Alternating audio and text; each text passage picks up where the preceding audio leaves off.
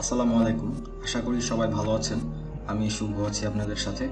আজকে টিউটোরিয়ালে আমরা দেখব কিভাবে ফেসের পিম্পল রিমুভ করতে হয় এবং কিভাবে ভালোভাবে রিটাচিং করতে হয়। তো চলুন শুরু করা যাক। আমি এই পিকচারটা নিয়ে নিয়েছি। প্রথমেই আমরা এখানে ব্যাকগ্রাউন্ড থেকে মাউসের রাইট বাটনে ক্লিক করে এটাকে একটা ডুপ্লিকেট লেয়ার করে নিব। তারপর আমরা চলে যাব এখান থেকে স্পট হিলিং ব্রাশ টুল। আমরা প্রথমেই আমাদের পিকচারের যে পিম্পলগুলো রয়েছে সেগুলোকে রিমুভ করব। তো আমি জাস্ট এই পিম্পলগুলোর উপরে ব্রাশটা রেখে জাস্ট এভাবে ক্লিক করব, পিম্পলগুলো চলে যাবে। তো আমি একটা একটা করে নিচ্ছি।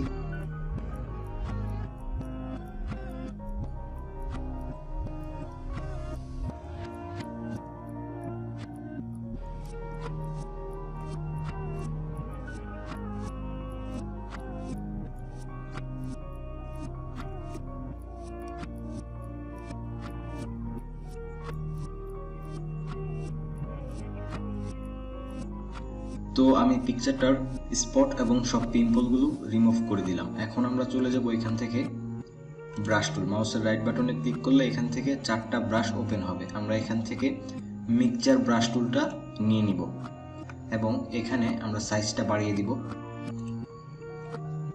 আমি সাইজটা বাড়িয়ে নিলাম এবং হার্ডনেস থাকবে 0। এখানে কালার থাকবে হোয়াইট।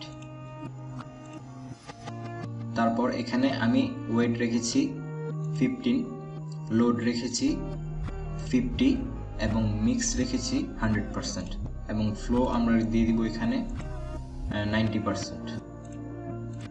আর এখানে স্মুথিং 10% রেখে দিলাম।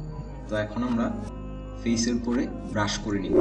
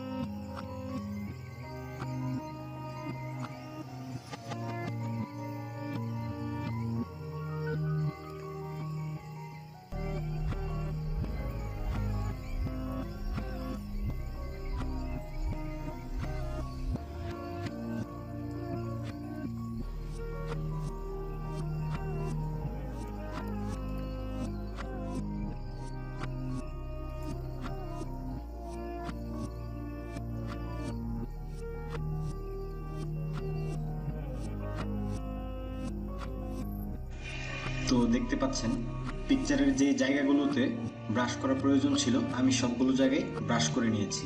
তো আপনারা এই ব্রাশ টুলটা একটু ভালোভাবে ইউজ করার ট্রাই করবেন। হয়তো প্রথম আপনাদের একটু প্রবলেম হতে পারে যারা বিগিনার লেভেলে আছেন। তো করতে করতে কিন্তু এক পর্যায়ে জিনিসটা ঠিক হয়ে যাবে। আপনি বুঝতে পারবেন কখন কোন জায়গায় ওয়েট দরকার, কোন জায়গায় লোড দরকার, কোন জায়গায় মিক্স দরকার। তো এইভাবেই আপনারা এই মিক্সচার ব্রাশ টুলটা ইউজ করতে পারেন।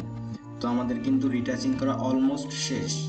তো আমি যদি এখন এখান থেকে আমাদের এই যে ব্যাকগ্রাউন্ডটা কপি করেছিলাম এই কপি লেয়ারের আইটা যদি তুলে দিই তাহলে দেখতে পাচ্ছেন এটা কতটুকু পার্থক্য সৃষ্টি করলো। তো এইভাবেই আপনি চাইলে খুব সহজেই একটা পিকচার রিটাচিং করতে পারেন। তো আশা করি ভিডিওটি আপনাদের ভালো লেগেছে। যদি ভিডিওটি আপনাদের ভালো লেগে থাকে অবশ্যই আমার চ্যানেলটি সাবস্ক্রাইব করার জন্য অনুরোধ রইল। তো আজকের টিউটোরিয়াল এই পর্যন্তই। দেখা হচ্ছে নেক্সট কোনো টিউটোরিয়ালে। সেই পর্যন্ত ভালো থাকুন, সুস্থ থাকুন। আসসালামু আলাইকুম।